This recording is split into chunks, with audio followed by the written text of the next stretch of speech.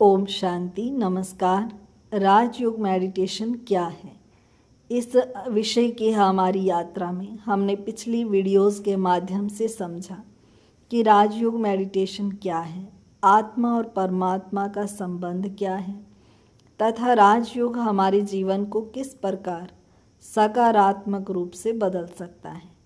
अब हम इस श्रृंखला के सबसे व्यवहारिक भाग में प्रवेश कर रहे हैं, क्योंकि किसी भी ज्ञान का वास्तविक मूल्य तभी है जब उसे जीवन में उतारा जा सके। बहुत से लोग राजयोग के बारे में सुनते हैं, उसके लाभों को समझते हैं, लेकिन उनके मन में एक प्रश्न रहता है, अच्छा ये सब तो ठीक है, लेकिन मैं इसकी शुरुआत कैसे करूं? मुझे बैठना कैसे है? क्या कोई विशेष मुद्रा आवश्यक है?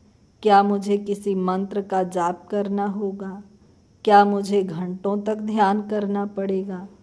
यदि आपके मन में भी ऐसे प्रश्न हैं तो निश्चिंत रहिए।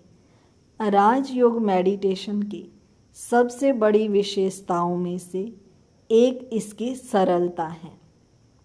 यह किसी कठिन साधना से शुरू नहीं होता।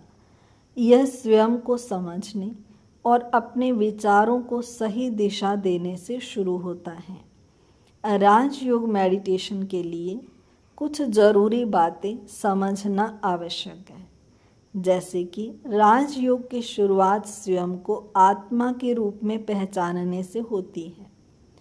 दिन में कुछ मिनट शांत बैठिए, अपने शरीर को आराम दीजिए, रिलैक्स करिए। फिर धीरे धीरे अपने मन में यह विचार उत्पन्न कीजिए, मैं यह शरीर नहीं हूँ, मैं एक चेतन शक्ति हूँ, मैं एक ज्योति स्वरूप आत्मा हूँ, मैं मस्तक के बीच में सितारे समान चमकती हूँ, मैं शरीर का उपयोग करने वाली सत्ता हूँ। इस तरह से धीरे धीरे इन विचारों को अपने मन में दोहराइए और दोहराने के साथ साथ अनुभव करने की कोशिश कीजिए। शुरुआत में यह केवल एक विचार जैसा लगेगा, लेकिन जैसे जैसे अभ्यास बढ़ेगा यह विचार अनुभव में बदलने लगेगा। आप महसूस करेंगे कि आप केवल शरीर नहीं हैं, बल्कि शरीर के स्वामी हैं। यहीं से आत्मिक जागरूकता की शुरुआत होती है। फिर दूसरी बात का ध्यान रखना है, अपने विचारों को देखना सीखें। अधिकांश लोग पूरा दिन सोचते रहते हैं, लेकिन अपने विचारों को देखते नहीं हैं। राजयोग हमें अपने मन का निरीक्षक बनना भी सिखाता है। जैसे जब हम ध्यान में बैठते हैं तो कुछ देर तक हम इन विचारों का शुरुआत करते हैं कि मैं आत्मा हूँ, शांत स्वरूप हूँ, प्रेम स्वरूप हूँ। लेकिन धीरे धीरे कुछ समय के बाद हम देखते हैं कि मन कहीं और ही पहुँचा हुआ है। तो उस समय कुछ समय के लिए अपने मन को देखें। परेशान नहीं हो कि मैं क्या कर रहा हूँ, बल्कि अपने मन को देखें कि ये मेरे विचार कहाँ जा रहे हैं। क्या वे अतीत में भटक रहे हैं? क्या वे भविष्य की चिंता कर रहे हैं? क्या वे किसी व्यक्ति के प्रति नेगेटिव सोच रहे हैं? क्या वे व्यर्थ में तुलना कर रहे हैं?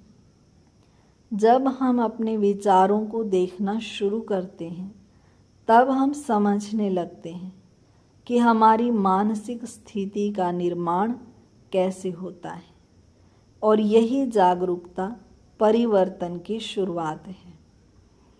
फिर अगला कदम, राजयोग केवल नकारात्मक विचारों को पहचानना नहीं सिखाता, बल्कि उनके स्थान पर अब नए श्रेष्ठ विचारों का निर्माण करना भी सिखाता है।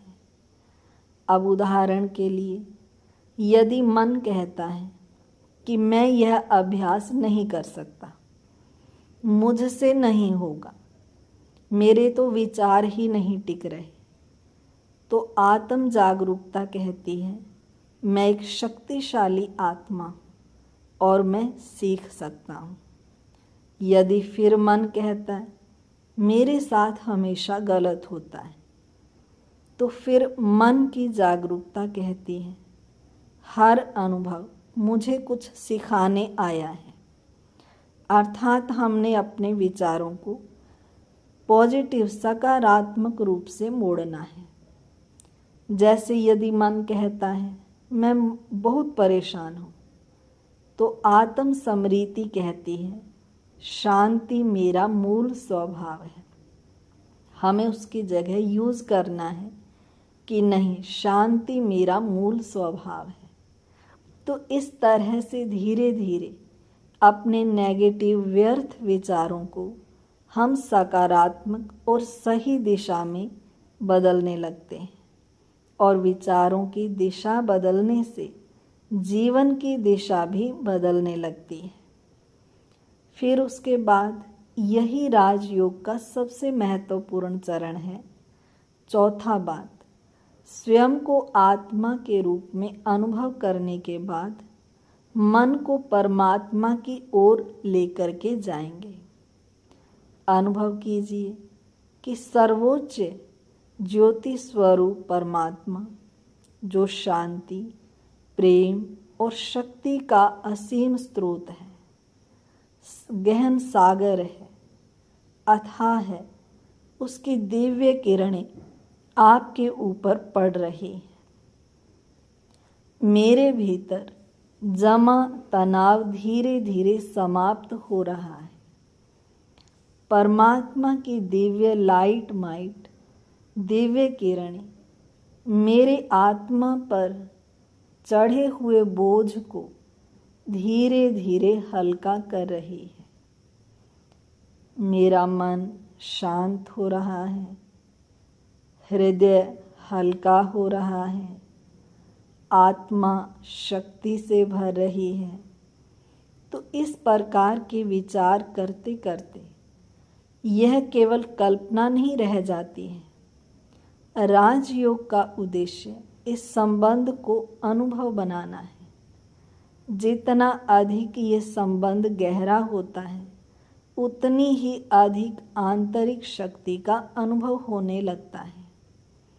हमें परमात्मा के साथ अपना एक रिश्ता जोड़ना है। चाहे आप पिता का, माता का, किसी अभिभावक का, दोस्त का, बॉस का, साथी का, किसी भी रूप से अपना रोल मॉडल, अपना आदर्श परमात्मा को सामने रख करके बनाएं। और योग अभ्यास करते समय उस सर्वोच्च शक्ति को ही अपने आप को समर्पण कर दें कि वह उसी के डायरेक्शन में, परमात्मा के मार्गदर्शन में मेरे विचार चल रहे हैं और मेरा जीवन चल रहा है। अगली बात, बहुत से लोग सोचते हैं कि ध्यान केवल सुबह या शाम के कुछ मिनटों का अभ्यास है, लेकिन राजयोग हमें पूरे दिन जागरूक रहने की कला सिखाता है। जब आप घर में हों तब अपनी आत्म स्मृति बनाए रखें। जब आप कार्यालय में, अपने कार्यस्थल पर हों, अपने कोई भी कार्य कर रहे हों, तब आत्म स्मृति रखें। अपने आप को भी आत्मा रूप में देखें और जो आपके संबंध संपर्क में आते हैं उन सभी को भी आत्मा रूप में देखने का अभ्यास करें।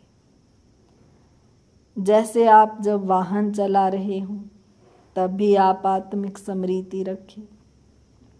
जब आप किसी से बात कर रहे हों तो भी आप इन विचारों को जागरूक करके रखें।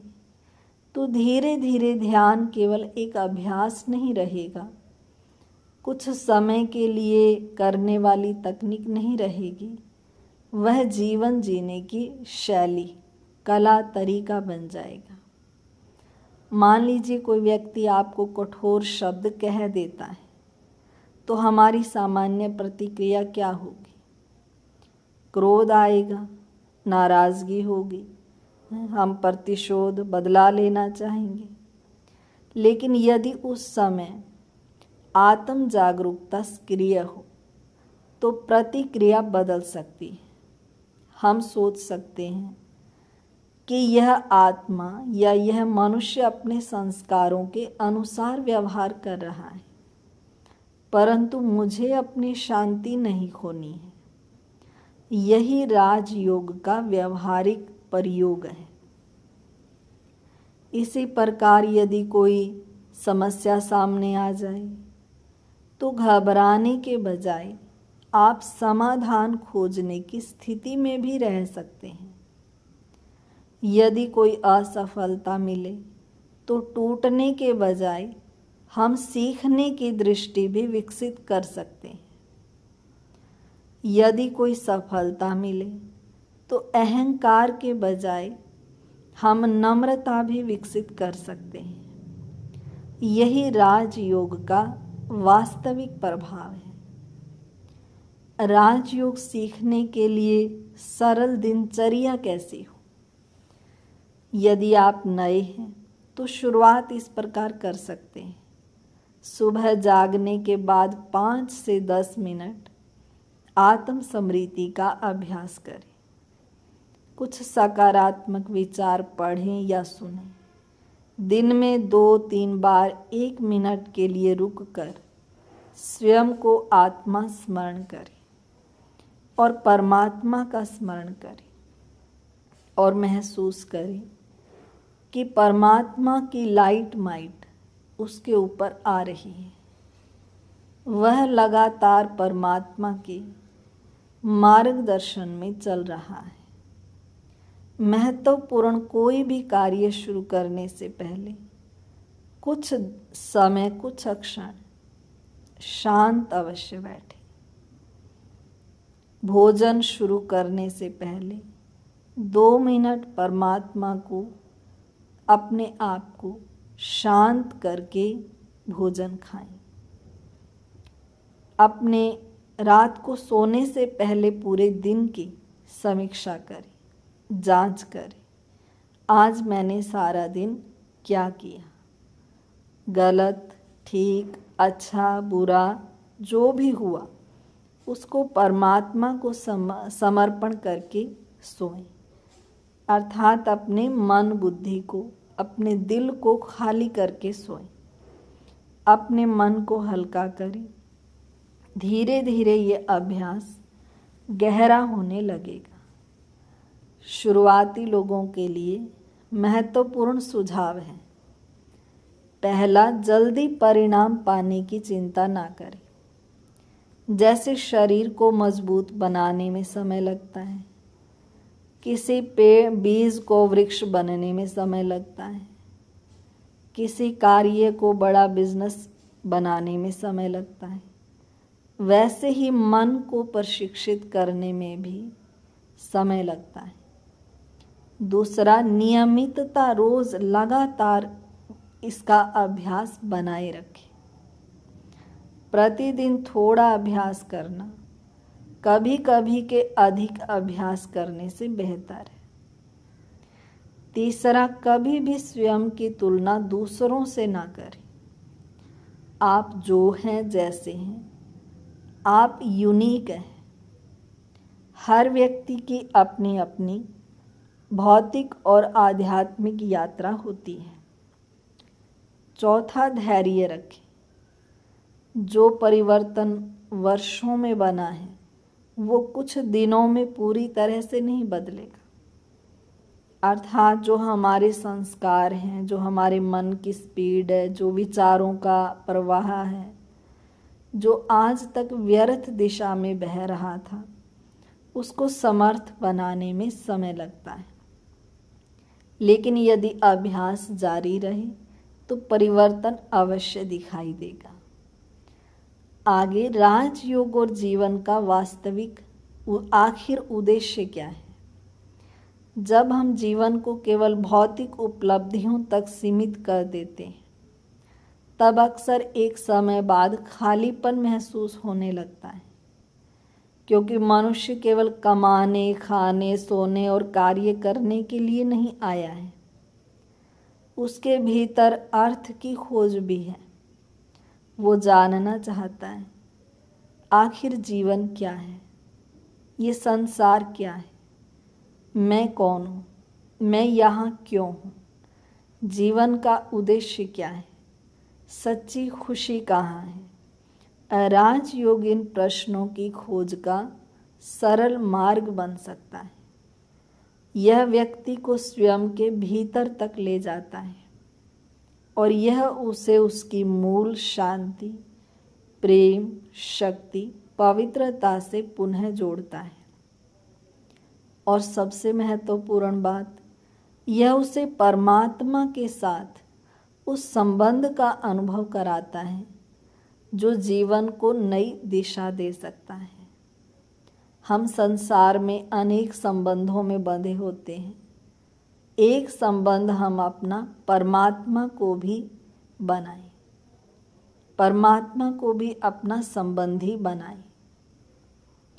आखिर में निष्कर्ष ये है, राजयोग मेडिटेशन कोई चमत्कार नहीं है।